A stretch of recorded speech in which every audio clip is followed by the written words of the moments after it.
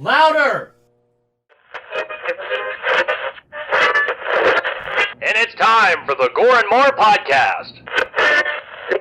Gonna have a good time. Gonna have a good time! Yeah, we're gonna have a good time. We're going on now. A ball break, walking hand in hand in the moonlight.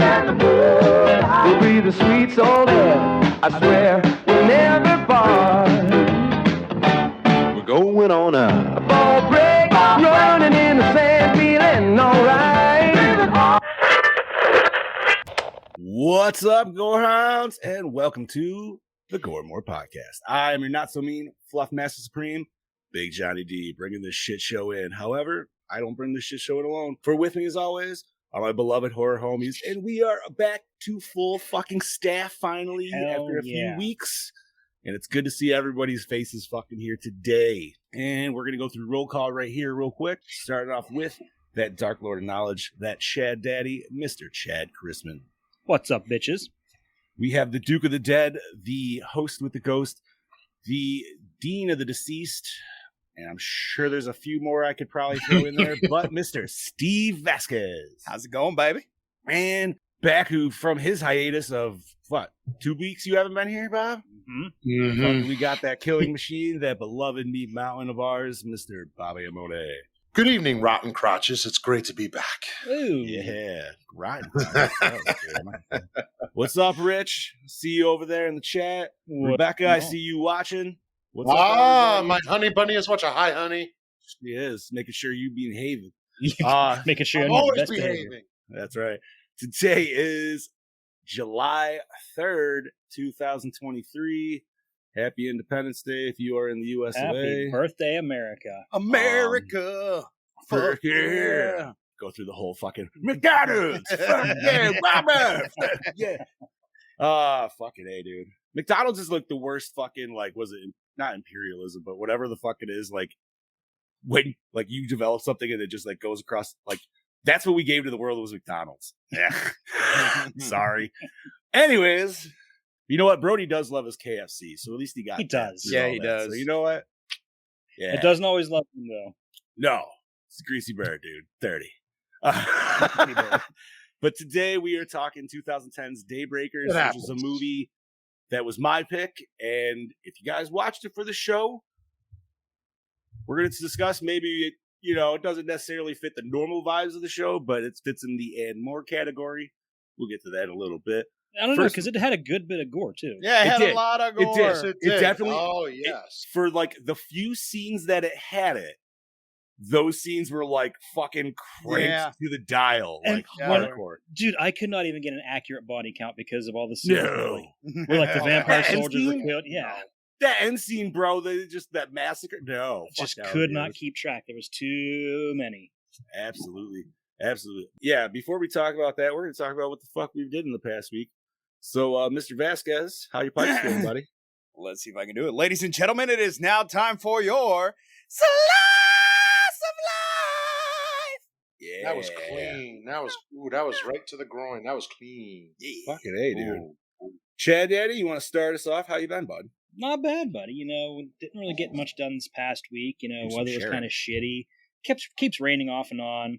I went from 2 weeks ago having a dry, almost dead lawn to literally, no joke, a fucking field of mushrooms in my backyard. Hell yeah, dude, me too.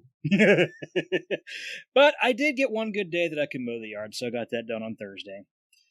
Other than that, Saturday. Okay, so we were supposed to. We went up to my in-laws for a little get-together. They had a big cookout. Every year, they have friends come down from Canada. They live up by Montreal. They come down. They hunt deer for deer hunting season, which is right after Thanksgiving. This year, they're going to come down now and also in hunting season. But of course, the day before they leave, Carol, the lady, cut her foot open real bad, so they couldn't make it down. Ouch. Oh, damn. Yeah. So, we still had a nice little get together, had a good time, had some laughs, had some good food, had some nice baby back ribs and stuff like that. Ooh, baby, It's good stuff. And okay, so this is so weird. And this week, they announced that Pluto TV was getting a Godzilla channel, and it launched on Saturday. What? Yeah. They not only have a dedicated channel, they also have all the movies on demand. Like all the movies. Almost all movies, probably. 99% of them. There's a few that aren't there. 1985's not on there. Biolante's not on there. But they have the majority of them on demand. Not yet. They're getting them. Okay, I was going to say, that's literally two of my favorite ones right there. They are getting them. But so last night, I decided to try and watch Rodan, which I've actually never sat and watched before. So I was sitting there, and this happened twice, where I was watching a movie, once 12 minutes in, and once when it was like 12 minutes left, the fucking movie resets itself and starts over from the beginning. What? Yeah. What? And I've had Pluto TV do that before, so I don't know if it's just... So, it is whatever. I knew roughly where I left off, so I did get to actually finally watch it. And let's see, what else did I do? So, started playing this Jurassic World game. It's a park simulator on PS5. Which one is it? Is it Extinction? Right? No? Whatever. It's the second one of whatever it is. I don't remember exactly. It might be Extinction too. I don't know. It might be.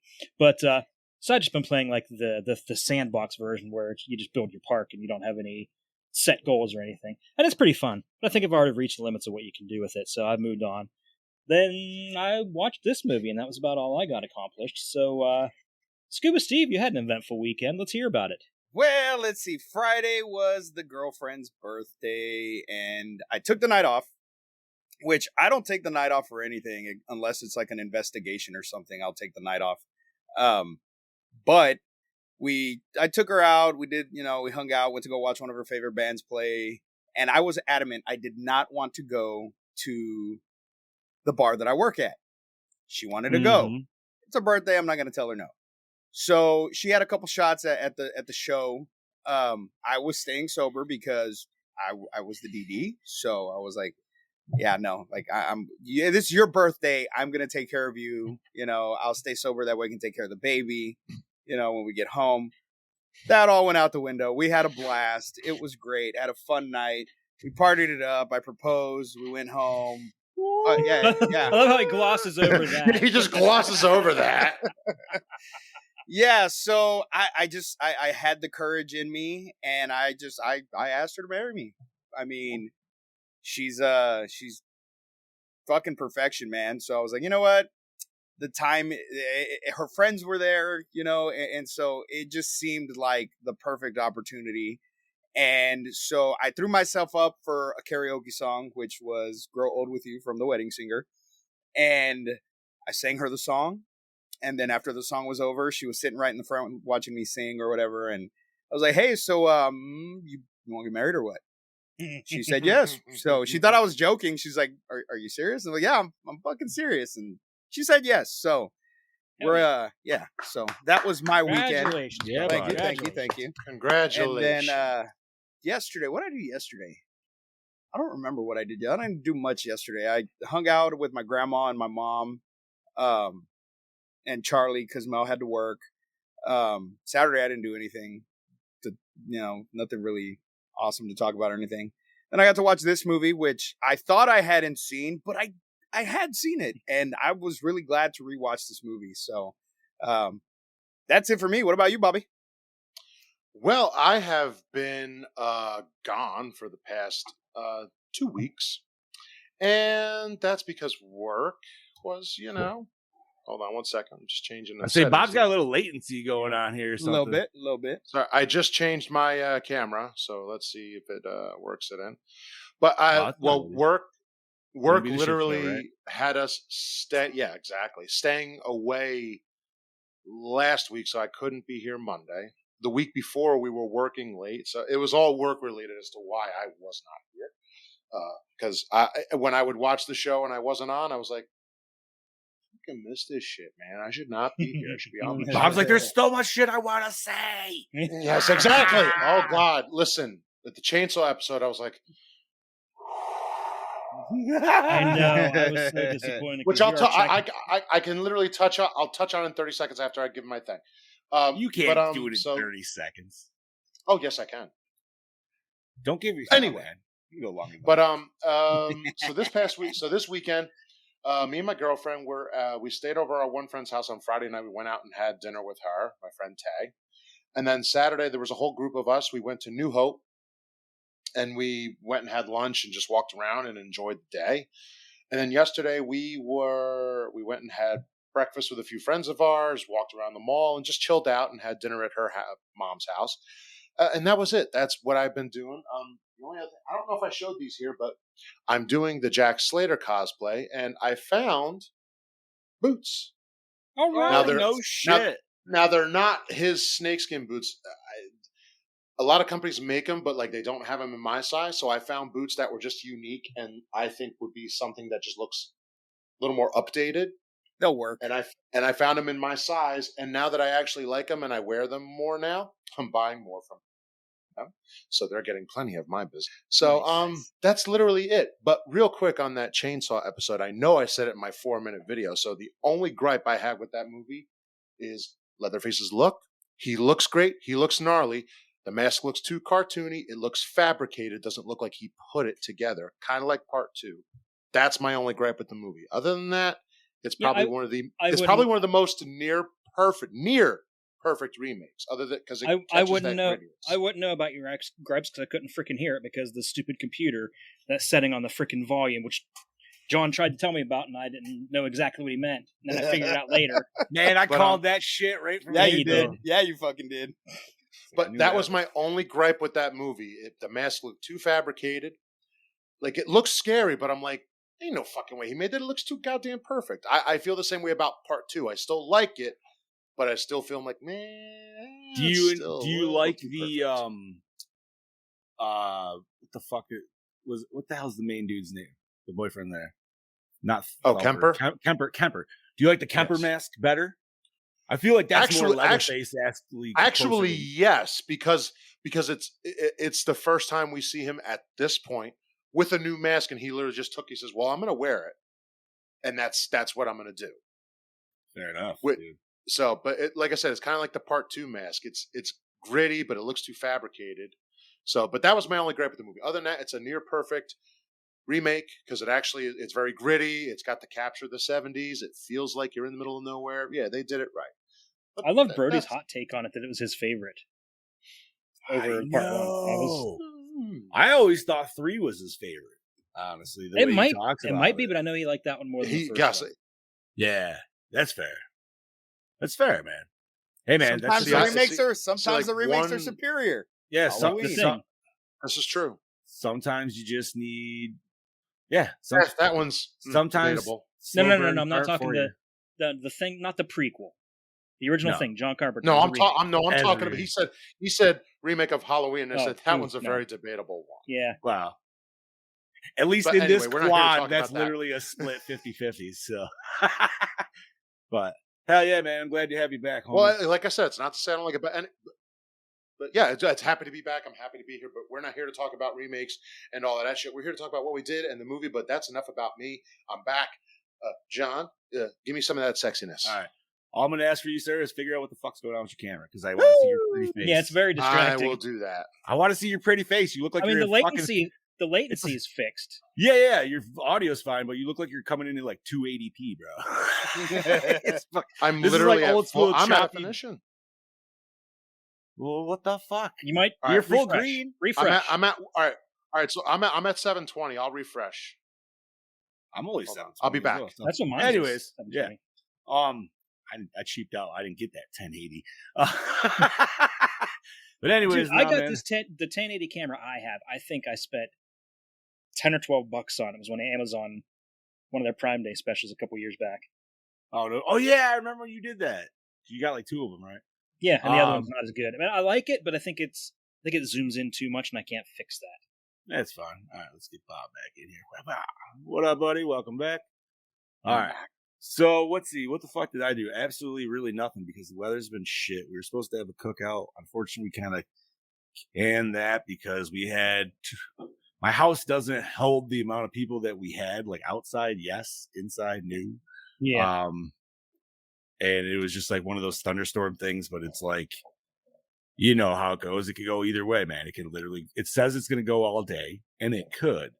Or it does it for 30 fucking minutes and it's good to fucking go the rest of the goddamn day. You know what I mean? It's a fucking crap. But it's like 30 minutes of that straight downpour.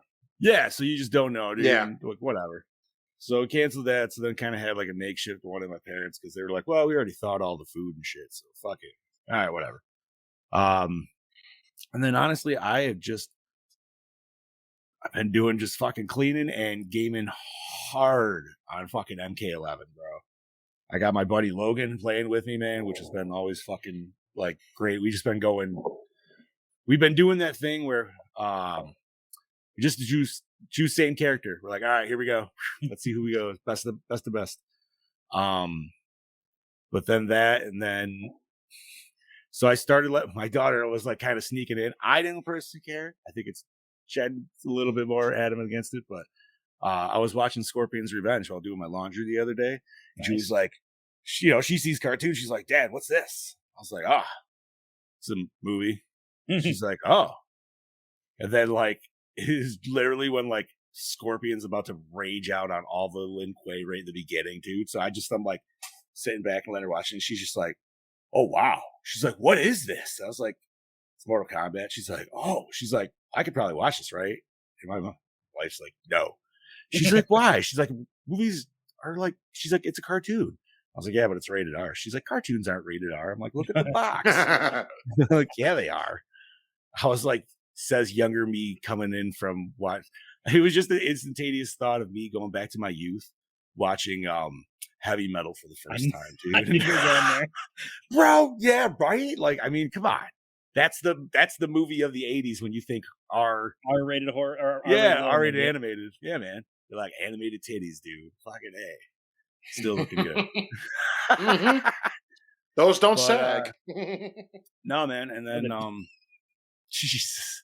But no, just like I said, man, just been doing that. I had a really fucking chill weekend. And then I watched the second Legends movie today while prepping after this movie, watching last night, which I am so excited to talk about and ready to talk about. So you watched the first two. Are you going to finally get a chance to watch Snowblind? Yeah, I'm just going to go out and buy it because they announced the fourth one coming out, which is going to be straight up just Johnny Cage, which I was like, fuck yeah. It sounds really cool too. Yeah, I'm all about it. What's up, Gene? And you know what, man? Like, I gotta say, even though we pooed on the second Legends, I love 95% of that movie. And then the ending just is like... I'm gonna have to go back and rewatch them all too again. Yeah, dude. I mean, fucking Scorpion's Revenge is just like... That's like the perfect Mortal Kombat fucking movie. When you get to Snowblind, it's just such an oddball movie because you're sitting there and it's like in the future, and you're kind of wondering how things got to be when the way they are, and then it does explain it at the end, and you'll see. Okay, it'll make sense. Yeah, so I that's my goal is to go out and get Snow. I want to get the physical because I already have the physical the other two. So I'm like, yo, man, I got to collect the series. So, Gene, I'm the same thing, man. I got to go down the Indiana Jones before I go out and see the new one. Yeah, I got to do the same thing again. I don't know. I've seen the first three enough times that I don't need a refresher. I have not watched them in like probably almost 30 years, dude. I just love watching them. I just had Last Crusade on just for background noise like 2 weeks ago. Well, I haven't seen that one in a while. I'm a Temple of Doom guy. Temple of Doom is the best. I'm still reeling off the stunt show, dude. So that's the only reason I want to go. I'm like, yo, the stunt show is fucking dope. So let's do this. But no, man, I'm ready to talk about this movie, man, which is 2010's Daybreakers. Yeah. And this was a pick that I'm not gonna lie, I chose it because I had the physical, and I was like, well, I haven't watched that movie in a long fucking time. Let's throw it on the list. Hell yeah. And I'm glad that you guys, two of you, didn't see it, and then Steve forgot completely that he saw it. So it was kind of like it's like watching it for the first time. Yeah. For the first time. You want me to take the plot rundown right away? Yeah, it's your pick. Take it. All right. So this shit was released January 8th, 2010, at the end of the darkening. Maybe still a little bit. The year is 2019, not a totally different 2019. Yeah. But not really. Not Close. Really, because it was all right. We'll get that. We'll get there. I know. Dude, I mean, there's literally a scene where it says it all started with a bat. Yep. There was. I wasn't even gonna go there, but there was. Hold on. About that. Before you get into it, there was way too many similarities about what went down in 2019 and 2020. There was. And then we magically find a cure. There's a lot of things about this movie, man, I can't wait to talk about. Because it just a weird... I mean, it was futuristic at the time, but obviously now it's in the past. But it's one of those... No, it's not. It is right here in the fucking present. No, I know, but there's alternate things that are definitely still more futuristic in this movie than what we have. Yeah, definitely. Anyway, so the year is 2019, and vampires make up the vast majority of the population, with only 5% of the human race remaining. This presents peculiar challenges as the vampire's food supply, human blood, is dwindling and rationing is now the norm. There is growing evidence that vampires deprived of adequate blood supply are themselves evolving into devolving themselves into wild, vile creatures that attack anyone and anything in order to survive. Dr. Edward Dalton, a vampire and hematologist who works for a pharmaceutical firm, has been working on finding an artificial blood supply that will meet the vampire society's needs. He is sympathetic to humans and sees his work as a way of alleviating. Jesus Christ, a long one, dude. I didn't pre-read it. You were getting there. All right, alleviating their suffering, but his views on finding a solution change considerably when he meets someone who found a way to transform himself from being a vampire back to a human. Directed by Michael Peter Spierig, Undead and Jigsaw. Written by Michael and Peter Spierig, Undead and Winchester. Not the Winchesters. No. Winchester Hotel. like 2015, right? I think. Yeah. I think, okay. Yeah. Produced by Chris Brown, Komodo, Bate, Sean Frust, The Woods and Renfield. Brian First, The Woods and Renfield. Body count. I love it. 74, give or take a few. You know what? The fact that you even have that. I looked it up because Chad said he couldn't find it. So I went and I looked it up. And it said it was probably more. But the scene where... It said it could have been more in the car. It never shows how many bodies are in it. But they counted the one driver and the one guy controlling the gun. More vampires were probably killed here, but he only counted the ones that were shown getting killed. So it's really hard to count.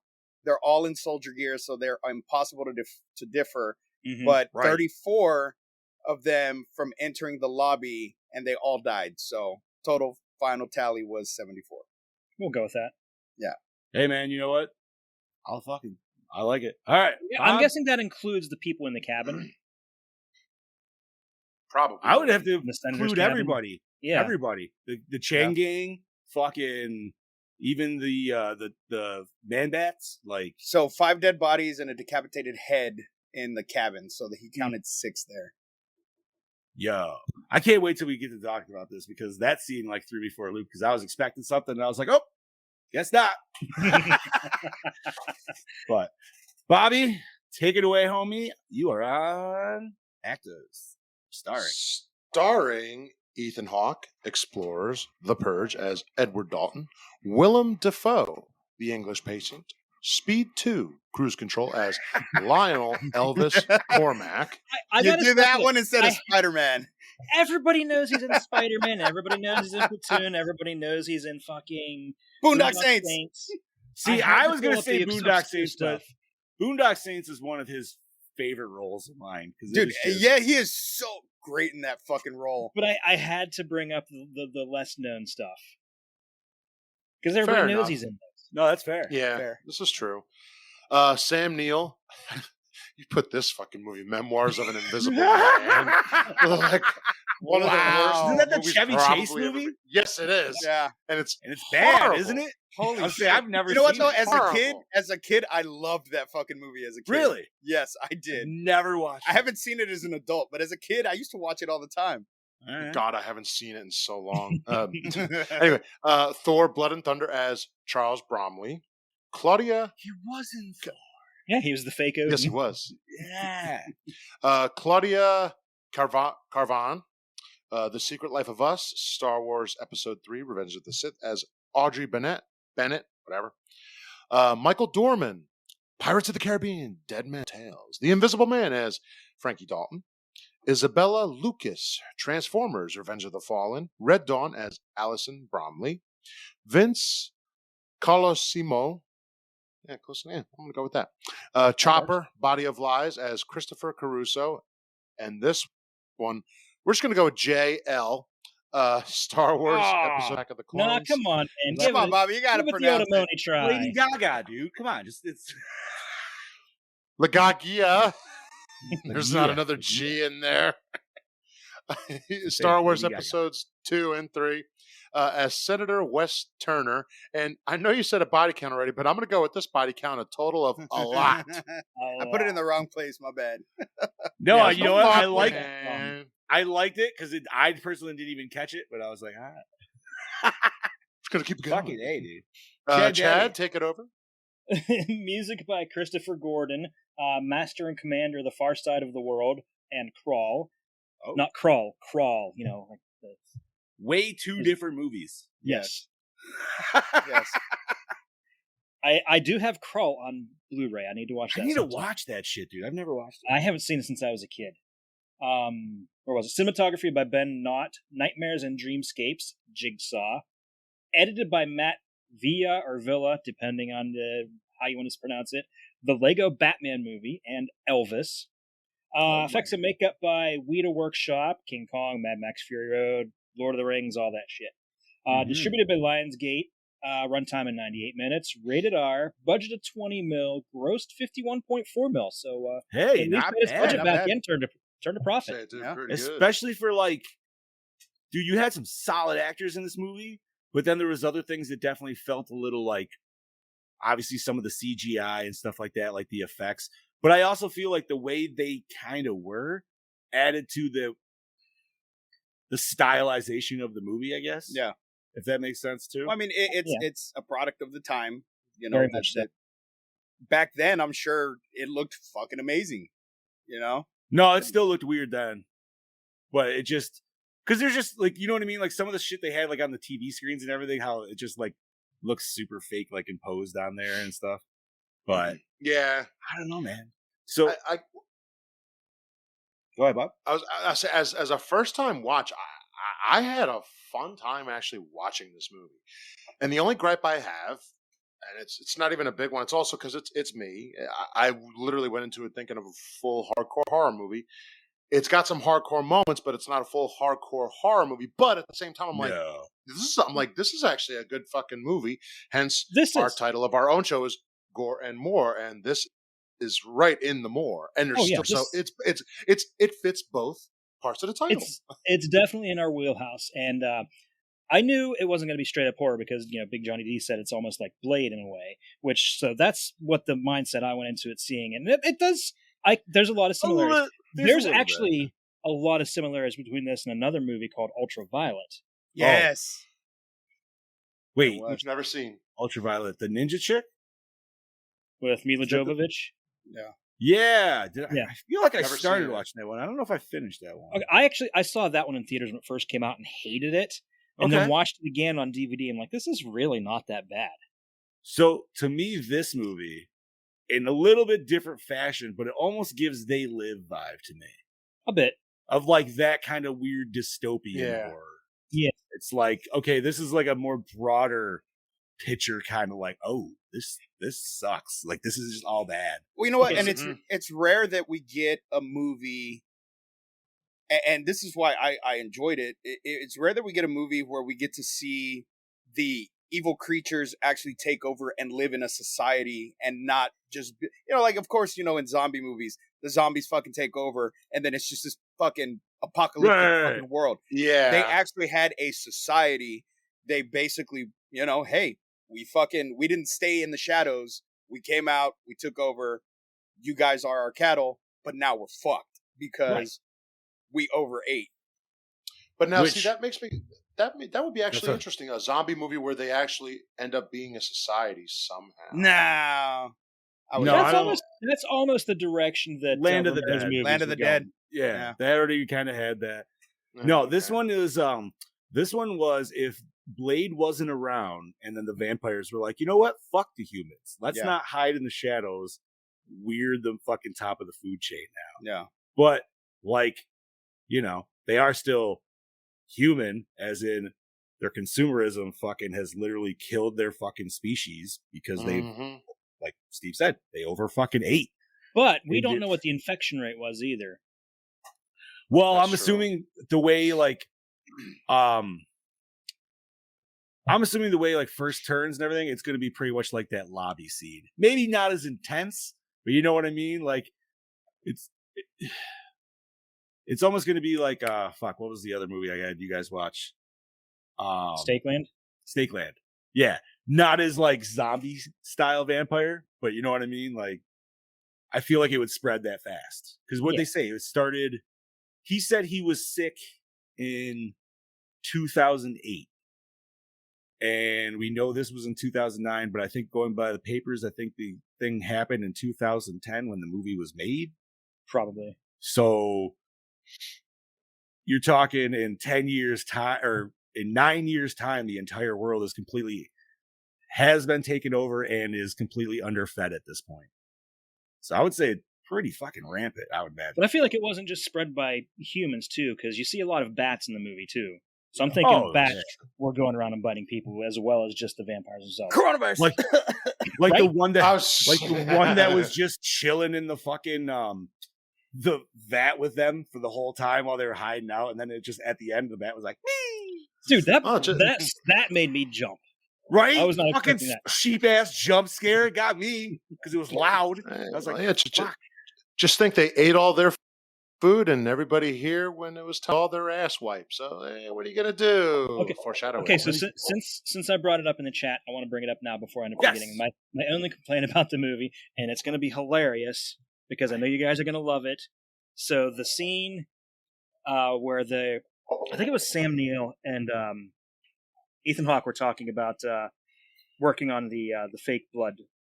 Okay. And they're showing like different test subjects. And one of the things they showed and they teased us with was a picture of a fucking vampire chimp. Yes. That's what I want to see. Yes. That's the movie I want. I want vampire chimps. So like, Where's that yeah, movie? because that's when he was like, all right, we're gonna move from animal testing, and then that's when they showed the picture. It's like vampire chimp. Yeah, Yeah, that's no, what I that'd want, be- damn it.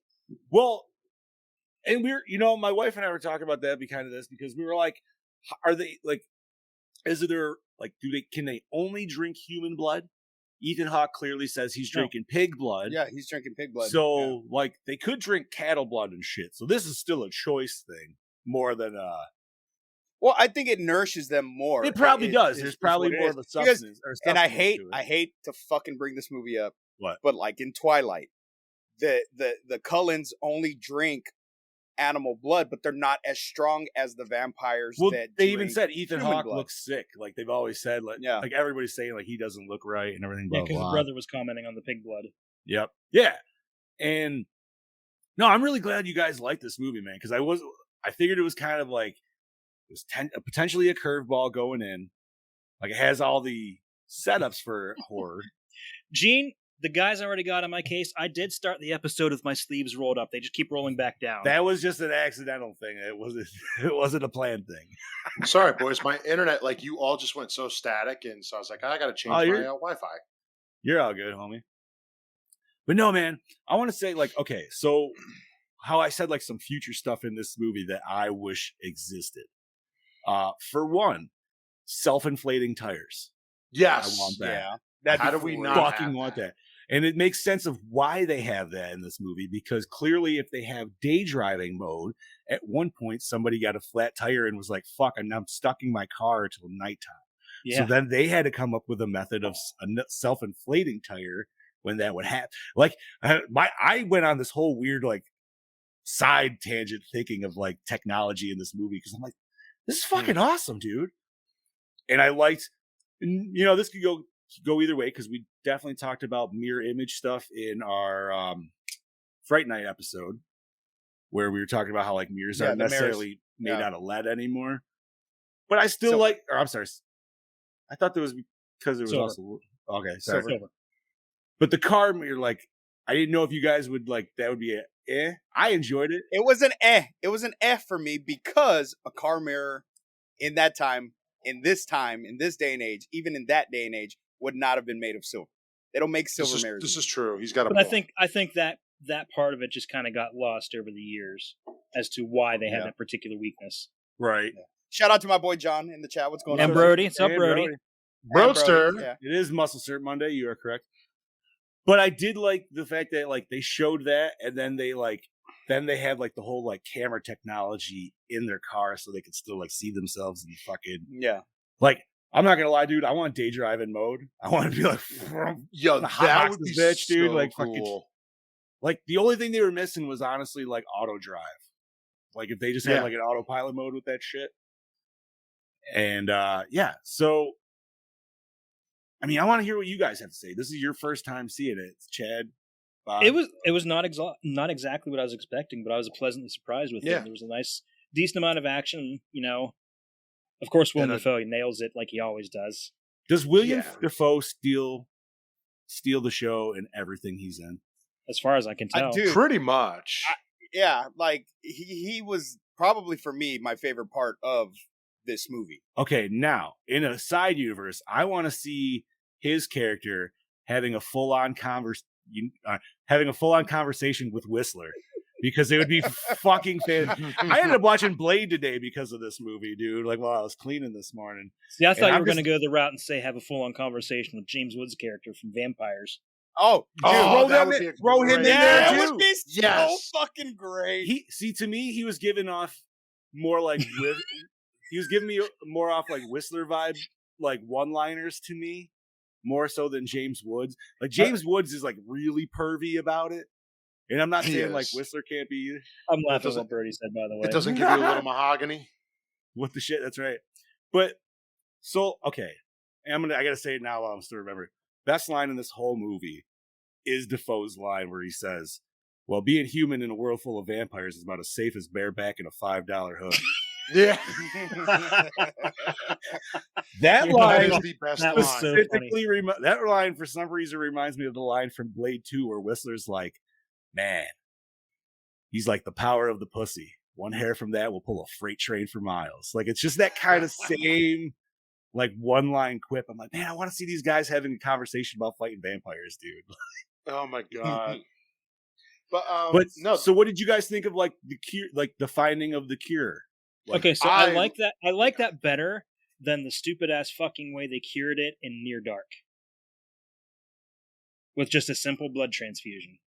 Oh, yeah. Oh, that's right. I forgot about that. I like the idea of him having to basically use the sunlight to do it. But then later on, then we later find out that it doesn't have to be done that way. But I like the fact, though, that there are two ways to go about it, because it's like, well, now anybody, you can literally do it with anybody. I like the idea of trying to find a cure. Like, yeah, they're vampires, but they're still trying to find a way to basically live with everybody in the universe, even though But you know what's crazy is more than half of the fucking world's population is gonna die getting cured. Well, not only because they don't have to. They don't have to, but they're gonna because they're starving. Lobby, so right? They're that brings up a good question. How many of them are actually going to get cured before they turn into these feral monsters that they're already starting to turn into due to the lack of a food source? So then here's my question. Now, let's say they turn into the feral monster, but they do the cure thing. Does it turn them back, or do they die? No, I think I would think like once you hit a certain stage of like metamorphosis on that count, like you're fucked. I don't know. We don't know for sure, because it did turn him back because he was starting to get the pointy ears real bad. Right, but that's not like you're not in like full change mode at that point. Right. Like, no, but I mean, if the cure can go to everybody who is a vampire, whether you're a hideous creature or not, I would think to some sort of degree, maybe it turns them human, but maybe not to full potential. Maybe. See, now the other thing is like, even though you find a cure, and honestly, how many people are you going to get to sign up to do the cure? You know what I mean? There's going to be motherfuckers. If I have the power to be a vampire, I don't want to go back to being a fucking human. Like, okay, you want to? I'm going to stay back a little bit. I'm going to feed here and there and ration the way I was rationing. And once my food supply is back, guess what? I'm gonna come and fuck everybody. Like, up. I think like I would just end up being like, yo, dude, let me work as like a stock boy at a blood bank, and just a couple bags will go missing every once in a while. Yes. You know what I mean, dude? Just And you know what? I always say that fucking blood banks are ran by vampires. They are.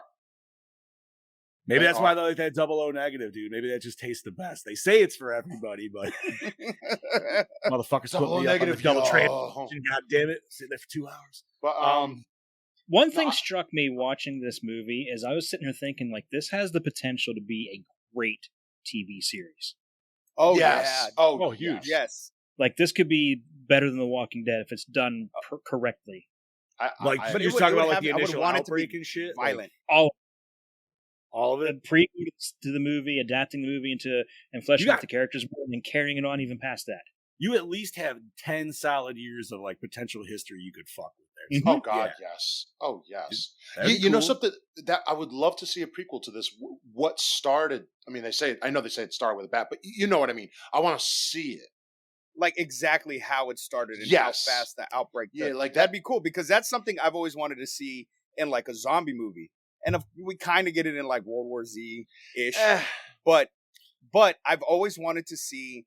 From the fucking first infection. You know what your closest thing is on that?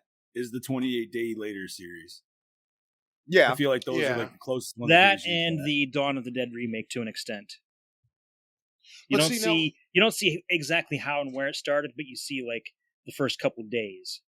Okay, but I still want to see like what I want to see is a prequel to any zombie or vampire movie. Basically, is it's a normal life, and somehow this happens. It's not, oh, it's fine. Oh, something's wrong with this person over here. Like, I want to see it the minute it starts. Like, what is it? I do want to see that eventually with any one of those movies, whether it's vampires or zombies. I think this movie would have been could get a perfect prequel for that.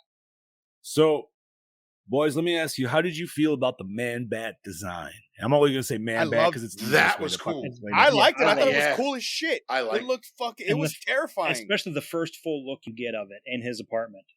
Like that. I'm all for, hey, I'd be a vampire hunter. Let's fucking do that. If I saw one of those, I would shit my pants immediately. And what's really funny is that is what the vampires in, what was it, Blade 2, when they started doing the fucking all the Reapers, bro. That's what they should have fucking looked like. More, you know what I mean? Like they should have been feral as fuck like that and had that kind of like bat look to them. I love the look. It was great. To me, it gave very good shout outs back to like Nosferatu, especially like when they showed the black and white stills of like when somebody's turning and you can see the guy actually like, oh, dude, he literally looks like he's turning into Nosferatu. Yeah. See, a quick sidebar. That is, I will say this, and that is my favorite vampire of all time, Nosferatu. Fair enough. Because he's creepy looking. He's not meant to be, I am elegant. No, you're meant to look like something's just not right. Well, who's turning on the lights? Nosferatu. He fucking smiles. SpongeBob reference on Gore. I didn't get that. That's okay. So, all right. Obviously, we have, like, vampires are the monster of the movie. Let's talk the actual monster of the movie. And that would be Sam Neill. Yes. Yeah. This dude is a fucking asshole in this movie. Holy shit. Typical big time business guy. Oh, yeah. Bro, he doesn't even care about his kid. Nope. He brings her in, says, you're going to be safe here.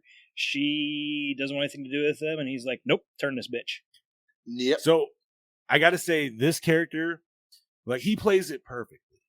Like, we all know Sam Neill can act his fucking chops off. But man, he just plays the conniving fucking asshole so well. Yeah. And throughout the movie, it just gets worse and worse. So by the time we get to the end, when Ethan Hawke straight up calls him out and he's like, yo, you were too much of a bitch to turn your own fucking daughter, so you had my brother do it. Like, that shit fucking, like, you felt that. You're like, But so you knew what he was leading up to. He was baiting him in. No. At that point. And that's where I'm going. Like, with going to where it led to him turning human and then his full demise, his death is one of the most satisfying Yes, sad guys Yes. that we've So ever fucking seen satisfying. Like, The leading up to his death, and then we see the doors open, and all you see are all of them staring at him. I'm like, oh, that is the best they fucking- setup for someone you hate. they fucking mow on him. They ravaged Mm-hmm. him, dude. And did you guys also figure it out before they showed it that his brother biting Willem Dafoe in the neck was the cue? Oh yeah, you heard him yeah. breathing. Like you heard him. Okay, so you guys air. picked up on that too.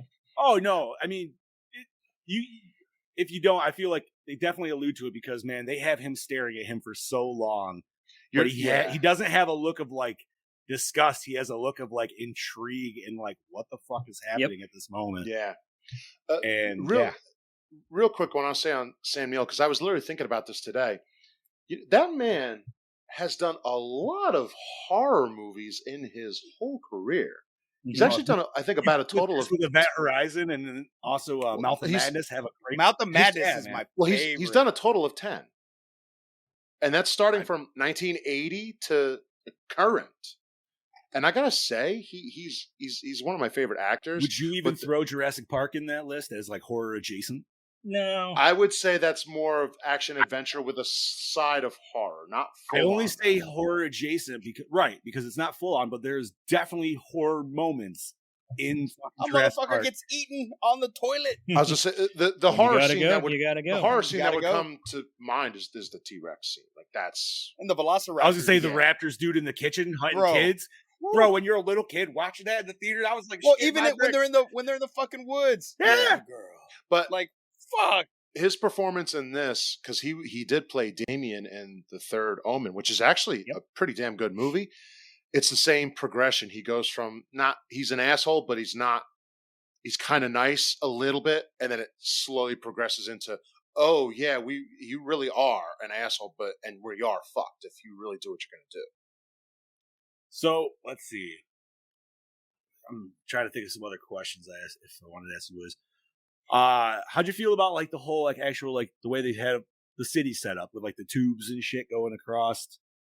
Like I kind of like that. I know it was like they don't really go into it, but you get to see shots of it here and there. Again, that's something I feel like it needs to be fleshed out more to explain. Oh, easily.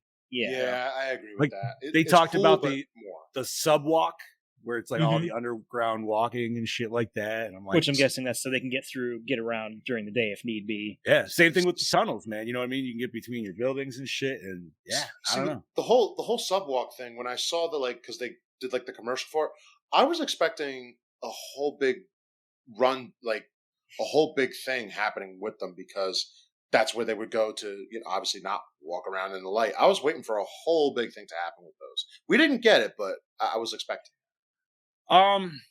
No, man, because like I feel like, the police were taking care of the homeless pretty quick in this movie. Well, whether it was really the even that. homeless or anything. Yeah, was but they were one of the definitely problems. an on the nose for homeless, essentially. Like, especially that Pretty first much. dude who was literally like starving for blood. Can I just say there's some more technology I want? I want cops to have those fucking like cattle prod like fucking neck catchers, dude. Those things Use were them bitches. wicked. Use that bitch. Use that on some crazy motherfuckers that are super up on drugs, man. Just keep them down. You know what I mean? Use I that don't on know, the man. I've crackheads. seen some. I've seen some meth heads do some crazy shit, man. I don't know that it would work. That's why you They gotta might have be- the cattle prod part, dude. I'm not saying don't get rid of that. You gotta have that. No, like, they might be like this. cut 'em a little bit. More.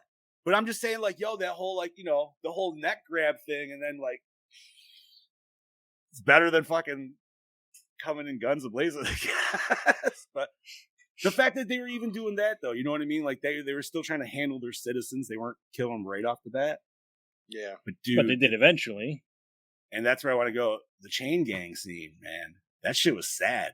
That was Yeah. heartbreaking because That that shit was the dude's daughter for one. So sad. Yeah. But it was necessary because that's what made his brother Frankie, flip flop and change his mind, and Right. it was an epiphany.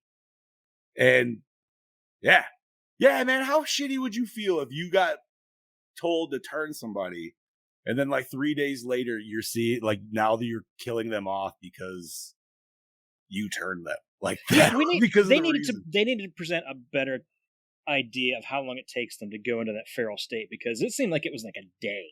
They said as they feed on themselves, it goes faster, and that's what she was doing. So the faster they feed on themselves, the quicker they'll go in. That's why he said the first one that they fought in his house there, it was the gardener, and he hadn't seen him in 2 weeks. Yeah. And he goes, "Oh, it looks like he started feeding on himself." So it's got to be almost instantaneous, depending on like how hungry you are. If you're continually eating yourself and injecting yourself with your own poison, like, yeah, dude, I don't know. And then if you're just eating yourself just to eat yourself to make it happen even faster, which is probably what she was doing. That's what I would take it as, more like a "fuck you, Dad." Yeah. And this movie was not as bleak as Stakeland, but it definitely was, Dude, I have not seen many movies that are as bleak as that. Stakeland was pretty fucking bleak. I still love it. Ooh, you know something? I know what movie I'm gonna put on then for next year if we want bleak. What's that? Eden Lake. Sounds hot. Sounds like a porno. It does. That sounds like a porn star name. It's right? not though. I'm gonna start making a list for next year. That's gonna be on it. So, but that's not that's something else. So, is there anything else, main, like that you guys want? Any questions for this movie that you guys wanted to bring up or anything? No, I brought the vampire chimp, so my day's full. You know what I thought you were? I thought you were going to bring up. You were like, the only thing this movie was missing was vampire rave scene. That, or I was waiting for one. I needed more leather. Right? Well, that's why I had to watch Blade today, dude. I was like, you know what? I need Blade, man. I wanted to throw in Underworld after watching this movie needed more vampire chicks, though. I was actually about to say, I was waiting for one of you to say vampire titties. I was waiting for it. No, I mean, we had titties in this movie, but they were not sexual titties. They were they were forefront. Just, this is scientific nudity at this point. They were farm titties. Yep. Those aren't bad. That's a whole different fucking. That's a whole other farm titties with Eden Lake. Fucking right. Oh, Brody Eden knows. Lake. I thought you said eat at lake or wow. Eden. That's why I was like Eden Lake. Yeah, that's why I was like, that sounds like a porn, dude. Like, what are you talking? Eden. No, okay. Eden Lake. Gene asked, "Is this better than 30 Days of Night?" You know, I've actually never watched. I don't know if I'd compare those two. I didn't really never watch watched 30 Days of Night. I've never like watched 30 Days it. of Night. Yeah, but you can't really compare the two. 30 Days of Night is more of different. a actual like horror vampire movie. This is more sci-fi dystopian with horror elements. I would say. I don't know. Because 30 Days of Night is really just like, dude, vampires hunting down and killing a single town and them hiding out. You know what I mean? Like, that's way more on the horror movie front of like isolation and shit. Yeah. But is it better? I don't know. I don't think I could compare those two. I have to go watch it. I didn't like 30 Days of Night when I watched it. It's been a long time since I've watched it. I haven't seen it since it first came out, so I might like it more now because that was a good bit ago. See, I liked it. The only thing I think that came out around the same time as this, didn't it? It did, like 2009, I think it was. Yeah. I remember liking it. I just remember the only thing questioning was like it never showed them going anywhere to get like food and shit, I feel. But I could be completely mistaken. So it's been a minute. Well, if you guys have nothing else to bring up, I guess we will bring in the Saucy Aussie here and see. I would love to hear what Brody has to say about this Australian pitcher. Well, howdy fucking doody there, folks. It's your DKB here, back for another episode of Gore N More, and this week I'm here to talk to you about Daybreakers. Daybreakers is definitely one of them films that I'm not going to put on all the time to watch, but when I see it like every once a year, I'm like, it's an interesting film. It definitely, like it feels to me like there's a lot happening in this film that every time I go back and watch it, there's always something new and different that I find about it. But, like I said, it's definitely not one I'm going to put on all the time. But I do enjoy it when it does come on, so, yeah. So I love how Ethan Hawke and Willem Dafoe were able to take a gamble on a film like this and really, you know, they've done a lot of A-list fantastic horror films throughout their filmography leading up to this. For them to take on a B-movie creature feature like this and just, you know, really showcase definitely like their top acting tier abilities. B-movie, though. It's just fun to see evolve throughout each screen, especially when the creatures come to play. I like how when the two sort of team up, you just got this tour de force between the two as this iconic duo just taking out vampires, whatever it is. Just the chemistry between them two, I think, actually works pretty well in this type of film. I don't think their characters really stand out as pop culture references, but when you watch this film, you can really appreciate them because of that acting ability and the characteristics of the Spieg brothers, really putting a lot of time and effort into the characteristics of their characters. So I kind of only feel that it was, really meant for A-list actors the way they were able to write these characters into it. And to get Ethan Hawke and Willem Dafoe on board is just fucking phenomenal from the start. So it's great to see these two really do something a little bit different and wage war on these creatures. So the story itself, I really enjoy. I find it intriguing. I do feel like there is a lot happening throughout this type of film, throughout the storytelling and the story itself. I mean, we have different layers. There's just so many layers happening all at once with like at least 4 main characters, which I definitely felt like this could have been evenly spread out throughout a 6-part miniseries, like a one and done it type thing. And, and there's so much lore and mythology behind this type of film because it's a little bit fresh and something different that we could have really expanded on. There's just so much there waiting to be like A little too on the noggin for today. go like an hour episode each, and then that's it. But other than that, like I still enjoy it for this type of film. But yeah, I mean, you've got Ethan Hawke's character trying to solve the cure between vampires and humans, and you have Willem Dafoe's character trying to see a cure as well, and then Sam Neill comes in. So there's just a lot fucking happening. I do find the premise interesting and how humans are becoming extinct and now vampires are starting to starve or whatever it is. So yeah, it's good stuff, just felt like it could have been a little bit spread out. So I just have to mention a couple of quick little things before I fucking bore you. Production design, fantastic. The lighting of the production design, fucking fantastic. Seeing it through the cinematography, the lens, absolutely fucking fantastic. And to see the color grading laced over this film with its chromatized light blue, it feels very futuristic. It's a bit of a cheap trick, but it definitely elaborates to us, the viewer, yes, this is set in the future. For some reason, I don't know, there's just something there that clicks and it feels very industrial. And I really like that tone of this type of film because once you see the film, you'll feel like it's very big. It's open and big in certain scenes. I mean, we have a lot of interior shots of a building, and it just really captures that element of it. And yeah, I don't know, it just works for me personally. Oh, creature designs, just got to quickly mention creature designs, awesome. They look like a turd covered in skin. The mythology behind some of these, especially the feral vampires, I really enjoy.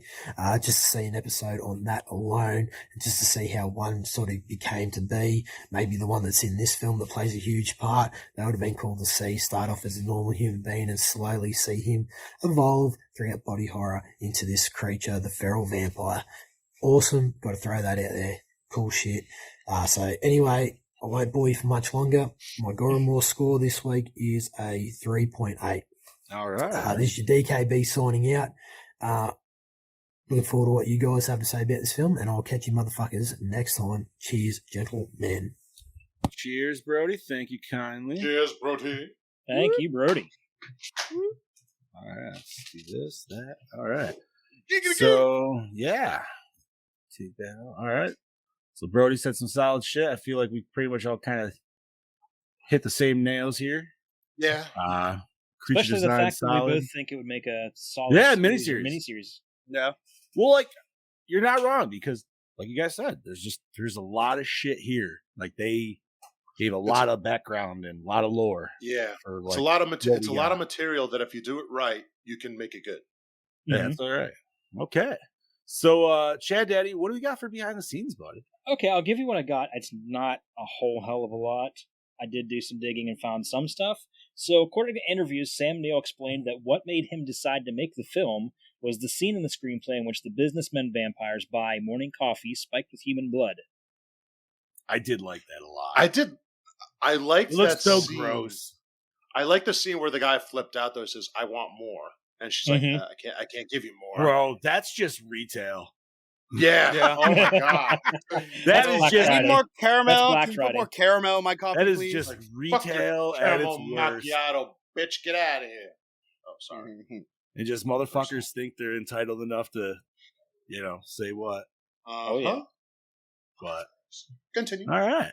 The makers of the movie hosted a contest in worth1000.com, which is a famous photo manipulation contest site, to come up with images of how the world would look if nearly everyone were a vampire. I don't know anything beyond that. I would like to see, I guess, some of Like, those I don't know if they use that to influence the look of the film. Maybe that's where it's like when we got all the exterior shots of like the two walkways and shit like that, which would make sense. Like, how would like, you're not just going to shut off the world for 2/3 of a day just because the sun's out. You know what I mean? It's going to still need to operate somehow. Yeah. And how would you do it? So, and maybe even with the tech with the cars and shit like that, like, which I loved William Dafoe's fucking cars in this too. That Trans Am. Oh, I was so happy when I was like, he was so sad when his first one got fucking demolished. I would be too, though. Okay, continuing on. The movie was released in the United States on January 8th, 2010, the birthday of Elvis Presley. The character played by Dafoe is named Elvis because of his love for the Presley song Burning Love. Yeah, I liked when he was doing the little singing to it. I was like, you know what? I didn't realize that's why that song he chose, obviously Burning. Like, Lord Almighty, I feel my temperature. The sun gave a little burning love, and now he's human again. Could you imagine though, like what that would feel like? I mean, just obviously it's a completely imaginary thought, but if you lived that existence to where like you didn't have normal breath, but then like your breath came back like that, like I feel like that would just like so it would feel like when you relief, lose, dude. Like, have you ever had the wind knocked out? And then like stretches your back, exactly and you finally get it back. You're like, and you're like, yeah, dude. You're just like, oh my god, I'm not going to die. Like, I'm alive. I loved it though, man. I loved the whole what a cool concept. Just burn it out. Yeah, literally. like a fever, just burn it out. Fucking right, dude. Okay, continuing on. Ethan Hawke was the director's only choice for the lead role. Really? Good choice. Yeah. You know, I was thinking while we were watching this, man, we should throw on Sinister at some point. Yo, Sinister's a great movie. I love the first movie. It was pretty solid. I like the first one. It was pretty solid. I never saw the second one. The second one was okay. It was okay. The second one was okay, but it lagged. It tried to dig into the history and didn't really do it right. I was just going based off the fact that Ethan Hawke's a great fucking actor, so it's just like, dude, you know what? I'd be down to watch another movie. I like Sinister. This is a good movie. Yeah, but agreed. Yeah. What else we got, Chad Daddy? In real life, Ethan Hawke had recently quit smoking cigarettes, but his character, Dalton, smoked several times throughout the film. Oh, there was a lot of smoking in this movie. I like it. Yes, there was. I like it. But the Hawke therefore smoked soluble cigarettes during these scenes. I have no idea what that is. What the hell does that mean? Soluble. Was it only the vampires that smoked? Did any of the humans ever smoke? Because I don't think he smoked again when he became human. No, he didn't actually. He's like, I mean, why not smoke cigarettes? You know, you're not going to die. It's not like it's going to kill you. But yeah, this is one of several movies in which Willem Dafoe has played a vampire.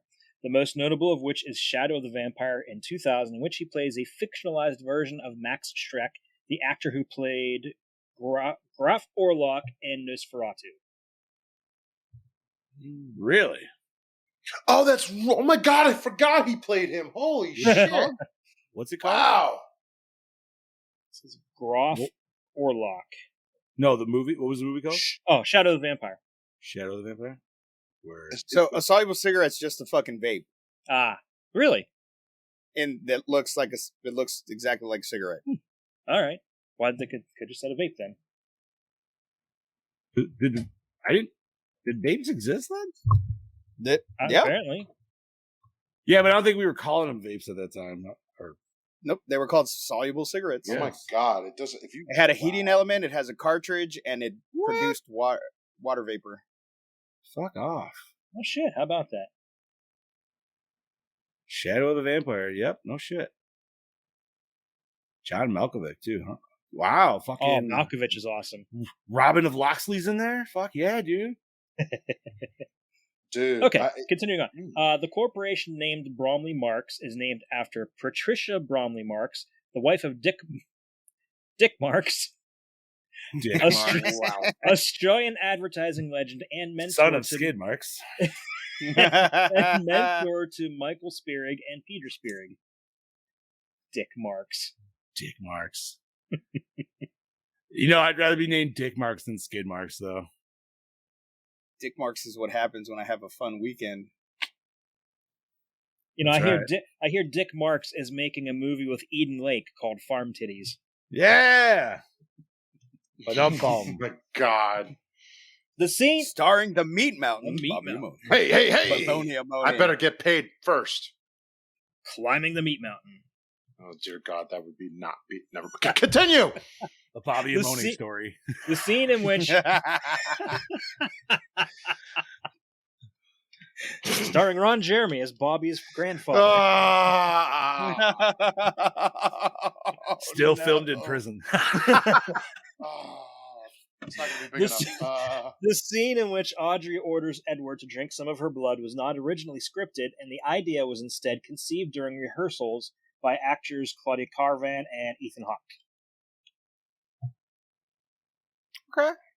I kind of liked it, you know what I mean? Like, it really made shows sense. that he just didn't want to do it. Like, it's like, no, man, you have to do it. Like, you don't have a choice in that.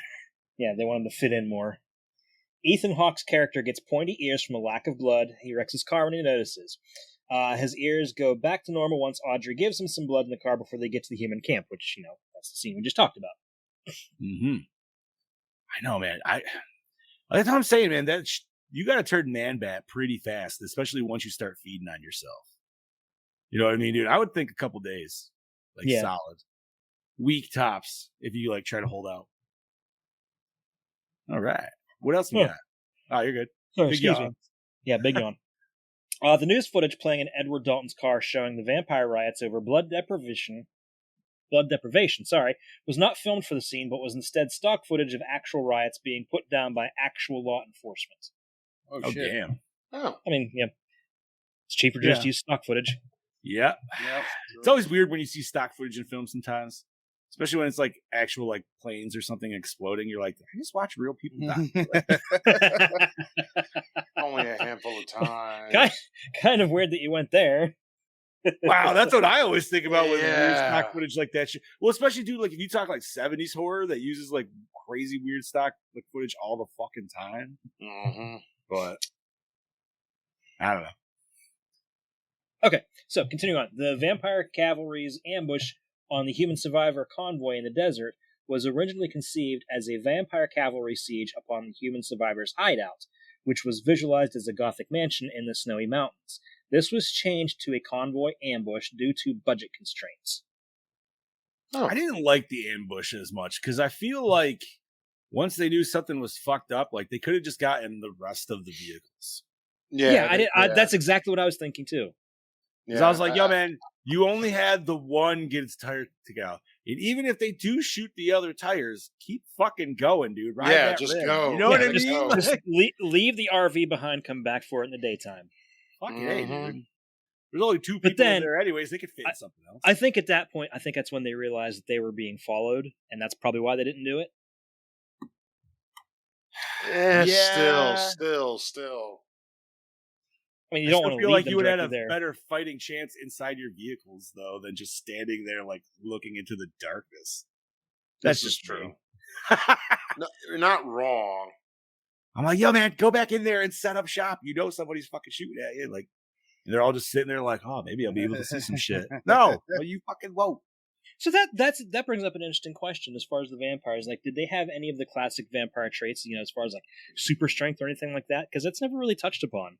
Well, I mean, you see in the feral form that they're strong as fuck.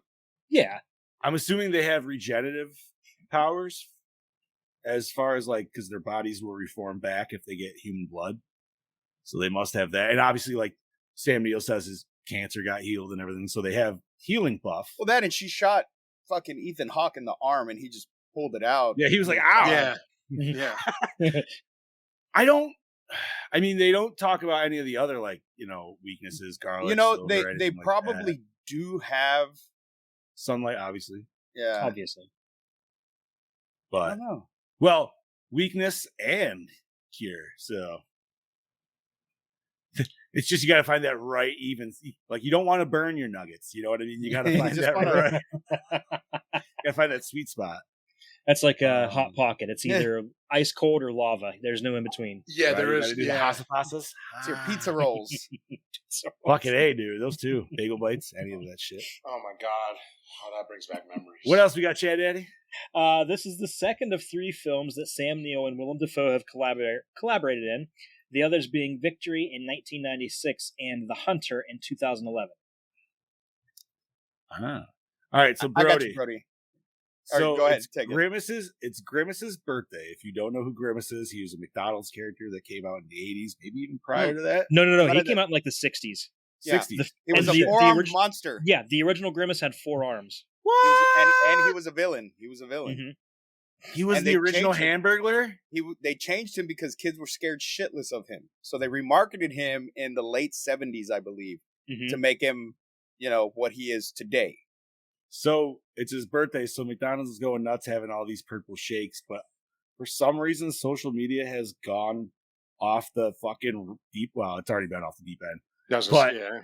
Like, they're just making all these like horror skits of like, And it's anytime you fucking drink- great. dude. Like, anytime you drink one, you just get transported to this fucking dimension, and there he just is with no fucking pupils in his eyes. Like, So I saw the first the guy that created. dude, the there's first so many video. good different ones, dude. Yeah, Like, there's a bunch of cool ones. Then they're all like little short fucking horror movies, and it's great. Yeah. I fucking love it. But I saw the guy that put out the first TikTok, and he was like, "I just did it because I like the shake. Don't get me wrong, but it was sweet as fuck." And so he got super hyper after drinking it, and was like, "I'm gonna fucking do like it killed me or something." So that's what he did. He drank it, and he's like, "Oh, this ain't that bad." And then the next shot, he's laying down like fucking Yeah. dead on the ground with fucking Dude. shake. so the best one is I saw that, but then they have like the one where just everybody's copied it, so it's just a continuation of like. Did you all see the these, Michael like- Myers one? No, I No. honestly, Dude. I haven't So, seen any of these. The no. Michael Myers one is fucking great. It's a Michael Myers cosplay. I don't know which one, which cosplayer it is, but you see the shake on the ground, and Michael Myers is walking by, and there's just like a street light, and he looks over at it. He walks over, he picks it up, he drinks it, right? And then you see this fucking weird purple light start to fucking come up, and he just kind of slowly looks over, and he's got his fucking knife and shit, and he fucking walks behind this wall, and you just hear, "Ruh, ruh," and you see fucking shake just fucking flying everywhere, right? Well, that's the other thing is like every time somebody wakes up with this, they're just covered in shake, dude. Yeah. They're always dead and just covered in that shake. Yeah. So the shake's fucking flying everywhere. You just see, like, you don't actually see Michael Myers and Grimace battling it out, but that's what's going on. And then it goes silent. And fucking Michael walks out from behind there, and he just looks so fucking defeated, and he's just like covered in fucking purple goo. No, I like the one where the kid like drinks it and then he like gets transported to the desert. And Oh, he yeah. looks over and Grimace is just there Grimace is normal, there. and he's like Yeah. looking at him, and it goes back to the dude like, what the fuck? And then it looks like Grimace again, and his pupils are fucking gone, dude, and he looks like some fucking like crazy. Oh my Teletubby god, these are shit. great. And then he goes back to the guy, and he's like, "What?" And then it goes back, and Grimace is gone. It goes back, and like Grimace is right behind him, and I'm like, "This is fucking awesome, Yeah, dude!" it's- Like, And McDonald's actually started doing it now because They did. yeah, they they were were- all for it. It's free advertising. yeah, Fuck it. fucking like they actually have like stores doing it after they close. Like they're telling their store managers, "Hey, have your team film a fucking video, throw it up on TikTok." You know, So- this is great because this might bring back the fucking McDonald's mascots now.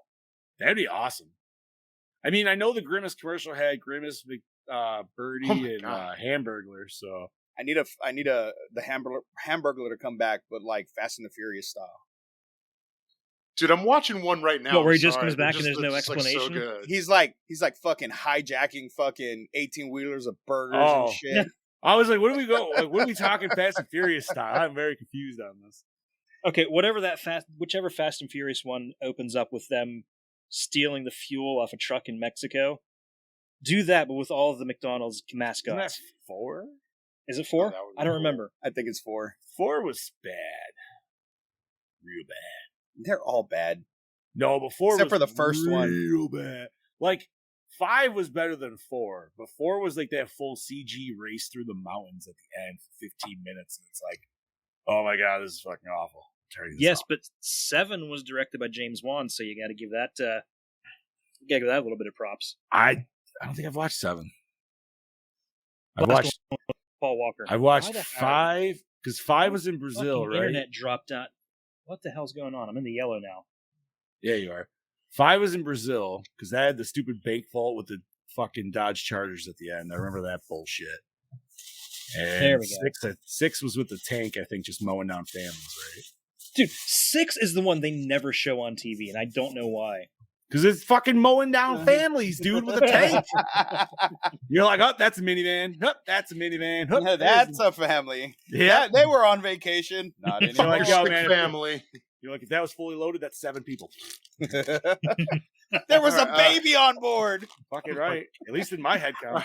Wow, we just took a hell of a sidetrack here. Yeah, we did. Let's get back on track. Yeah, let's get back to this. Yes. Both Claudia Karvan and Jay Lagaya appeared as supporting characters in the Star Wars prequel trilogy. Karvan as Padme's mother in Revenge of the Sith. Oh, okay. And, the other guy is Captain Typho in Attack of the Clones and Revenge of the Sith. Oh, shit. Captain Typho. Oh, nice. Yeah. Okay. Cool. See, watching this, watching this, I knew he looked familiar, but I'm like, that's not Temuera Morrison, is it? No. Yeah, I knew. I didn't know Padme had a mom. And she's hot. Now you do. Yeah. Yeah, right. Indeed. Mm-hmm. What else is there? The film originally ended with Edward, Audrey, and Elvis standing in the Bromley Marks lobby and staring at the sunrise before fading to credits. The ending shot of Elvis's Trans Am driving away from the city was filmed at the behest of test audiences who insisted it would be more upbeat for the film to show them escape to safety. I don't think it was necessary. It's obvious they were safe at the end. Yeah, pretty much. I agree with that. Yeah. And it's just like a 10-second shot of the car driving away. What's the point? Feast did the best car drive away scene. What's that? Feast did the best car drive away scene at the end. First one? Yeah. When they're driving away and the fucking car breaks down and have to restart it and drive off. Oh, yeah. Yeah. Thanks for the refresher. And did I put the second one on for this year?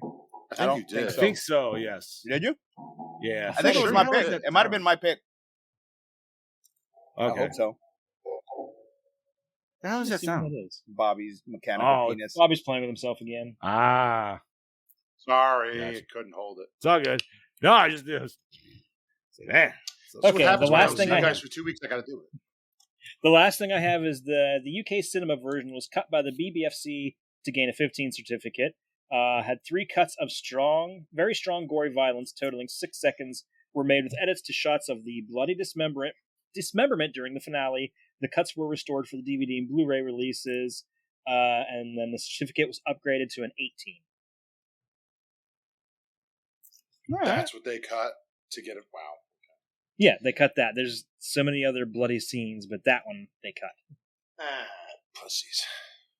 All right. Well, thank you for all that, Chad Daddy. No problem. Wish I had more. That's all right. Like, you know what? Brody said, like, this was a B movie. Now I'm like, I would almost kind of agree. Like, it's, even though there's A-list actors, it feels like it's top-notch B, but not enough. Although, I don't know, man. Their set thing was still like $20 million. So yeah, but to me, I consider any movie a B movie if it did not get a wide theatrical release. Fair. Okay. Which this definitely did not. All right. Fair enough. I like it. All right. Let me pull up our questions here. All right. So what format did we watch this on, homies? Pluto. Was it Prime? Something like that. Prime. I started watching it on Tubi, but the audio didn't sync up with the video, so I had to switch to Freevee, which is probably what Bobby probably watched on Amazon. It's probably through Freevee. Yeah, that's it. Yeah, you're right. To be or not to be. And I had Blu-ray. So yeah, all right.